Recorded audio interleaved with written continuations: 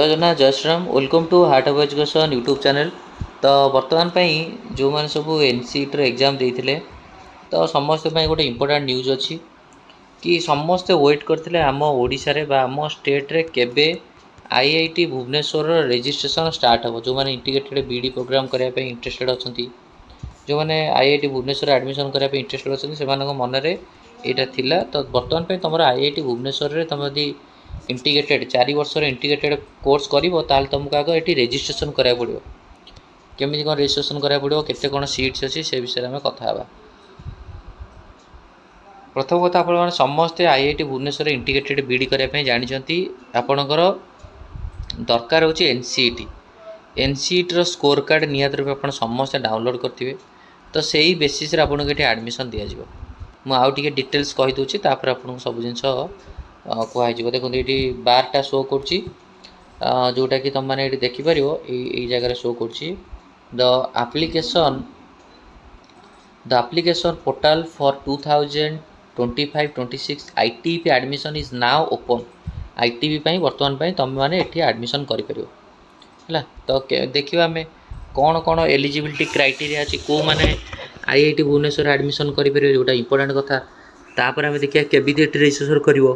प्रथम कथा आईआईटी भुवनेश्वर जो मैंने रजिस्ट्रेशन करेंगे minimum candidate must have a minimum score +2 रे अनरिजर्व कैटेगोरी कर मिनिमम 60% स्कोर थिवा दरकार एंड ईडब्ल्यूएस रो 60% स्कोर थिवा दरकार। ओबीसी रो 55%, एससी एसटी फिजिकल हैंडिकैप्ट रो 50%। जदि मिनिमम आपनकर एतिकी परसेंट अच्छी डिफरेंट कैटेगरी वाइज ताहले अपन आईआईटी भुवनेश्वर में एलिजिबल।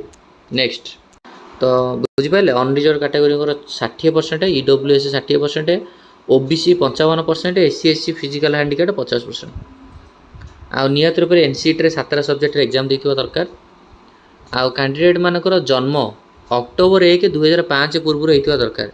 जो मैंने आप अनरिजर्व कैटेगोरी बा जेनेराल आ ईडब्ल्यूएस कैटेगोरी अच्छी तुम मानकर जन्म जदि 2005 अक्टोबर 1 पूर्व अच्छी ताहले तुम माने एलिजिबल। सेम जो मैंने ओबीसी कैटेगोरी अच्छी अक्टोबर 1 2002 पूर्व जदि तुम डेट ऑफ बर्थ अच्छी सेमती जो मैंने एससी एसटी फिजिकल हैंडिकैप्ट अच्छा जदि तुम मानकर डेट ऑफ बर्थ अक्टोबर 1 2000 पूर्व जदि अच्छी पूर्व अच्छी ताहले तुम मैंने अप्लाई कर।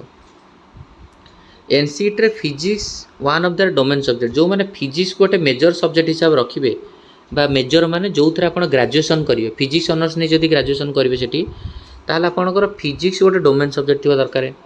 आ फिजिक्स मैथमेटिक्स +2 रे पढ़िथिबा दरकार। बुझिपाले आ एटलिस्ट 60% आपनकर थिबा दरकार +2 रे फिजिक्स रे हैला। For choosing physics as a minor candidate minor जो मैंने माइनर हिसाब से रखिए से मैंने फिजिक्स एंड मैथमेटिक्स +2 रे पढ़िथिबा दरकार। फिजिक्स ऑनर्स रखिए माने आपनकर एनसीईटी रे फिजिक्स डोमेन सब्जेक्ट हिसाब से दरकार एंड आपनकर फिजिक्स और मैथमेटिक्स +2 रे थिबा दरकार। से भाया जो मैंने केमिस्ट्री गोटे मेजर सब्जेक्ट हिसाब से रखिए तो सेमानकर होची कोन ना सेमानकर सेमती कैंडिडेट होची केमिस्ट्री डोमेन सब्जेक्ट रे थिबा दरकार आ केमिस्ट्री मैथमेटिक्स पढ़िथिबा दरकार +2 रे। आ 60% जनरल ईडब्ल्यूएस स्कोर थिबा दरकार +2 एग्जाम रे केमिस्ट्री रे। आ 55% ओबीसी पिलांकर केमिस्ट्री थिबा दरकार +2 रे। एससी एसटी फिजिकल हैंडिकैप्ट मानकर +2 रे 50% केमिस्ट्री थिबा दरकार जदि केमिस्ट्री को मेजर सब्जेक्ट हिसाब रखिया चाहूँ। आ जो मैंने मैथमेटिक्स को मेजर सब्जेक्ट हिसाब रखिए से माने डोमेन सब्जेक्ट रे मैथमेटिक्स थिबा दरकार +2 रे भी मैथमेटिक्स पढ़िथिबा दरकार। आ मैथमेटिक्स रे जनरल कैटेगरी पिलांकर 60% मार्क थिबा दरकार। ओबीसी कैटेगरी मैथमेटिक्स रे 55%, एससी एसटी रे 50% मार्क थिबा दरकार। आ इकोनॉमिक जो मैंने करेंगे इकोनॉमिक रे जो मैंने इंटीग्रेटेड बीडी करेंगे से मानकर मैथमेटिक्स रे एग्जाम देथिबा दरकार। डोमेन सब्जेक्ट माने एनसीईटी डोमेन सब्जेक्ट मैथमेटिक्स थिबा दरकार। आ +2 रे मैथमेटिक्स पढ़िथिबा दरकार। आ मैथमेटिक्स रे 60% थिबा दरकार general EWS, SC ST physical handicapped 50% mathematics थिबा दरकार। ओबीसी कैटेगरी पिलांकर 55% मैथमेटिक्स थिबा दरकार +2 रे। बुझिपाले ये होची यार एलिजिबिलिटी क्राइटेरिया। सेमती आप 4 वर्षर ये फी स्ट्रक्चर कौन रहा जोटा इंपोर्टेंट आपणकर गोटे वन टाइम गोटे आपन को 12,000 टका देवा पड़ो तापर गोटे आडमिशन टाइम 8,000 टଙ୍କା देवाक पड़ो है वन टाइम टीचर 12 देव ये रिफंडेबल पर आनुआल हूँ 2390 आनुआल मेडिकल इंश्योरेंस गोटे 2390 टଙ୍କା देवाक पड़ो आनुआली सेमिस्टर रजिस्ट्रेशन फी 5,000 टଙ୍କା अदर फी 9,500 टଙ୍କା वर्ष को सेमिस्टर हॉस्टेल फी मेस एडवांस 18,000 ने हॉस्टेल एस्टाब्लिशमेंट 9,500 ने है 100% ट्यूशन फी आउ बेसिकली एससी एसटी पिला ट्यूशन फी लगे आउ ड्यूरिंग टेम्परेरी विड्रॉल पर registration fee 1800 plus tuition fee आउ प्रत्येक देखिए फी स्ट्रक्चर नहीं कि गोटे सेपरेट वीडियो बनया किसी असुविधा नहीं आग आर एलिजिबिलिटी हो गला पर देखिए है तापर हूँ कौन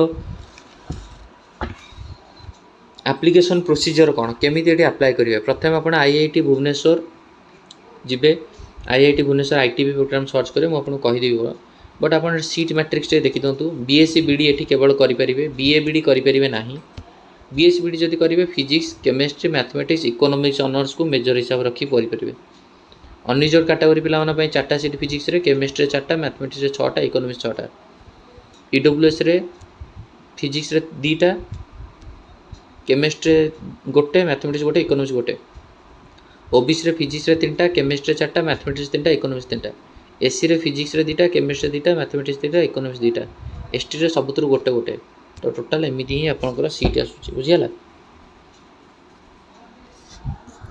50 सीट को केमी डिस्ट्रीब्यूशन कराई तो ये 12 26 24 50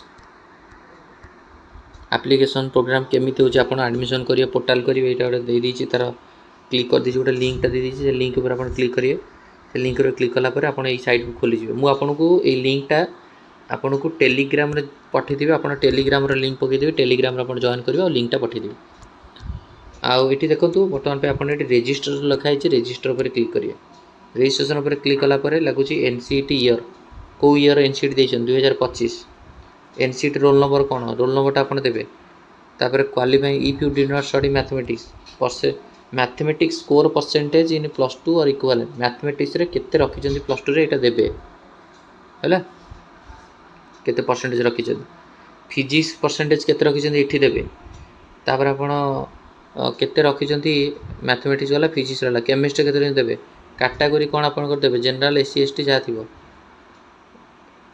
ईमेल ID देवे डेट ऑफ बर्थ देवे पासवर्ड देवे कन्फर्म करें पासवर्ड को सिक्योरिटी गार्ड देके रजिस्ट्रेशन करें तो IIT भुवनेश्वर रजिस्ट्रेशन कलापर आपणकर स्कोर बेसिस रे आपको अलॉटमेंट आसार आपको अलॉटमेंट आसो ये थी आपंकर details video about IIT Bhubaneswar जो मैंने इंटरेस्टेड अच्छा निहाती रूप रजिस्ट्रेशन करूँ टेलीग्राम लिंक पकई दूसरी आपने टेलीग्राम जॉइन होगी लिंक पर क्लिक करके रजिस्ट्रेशन करेंगे थैंक यू।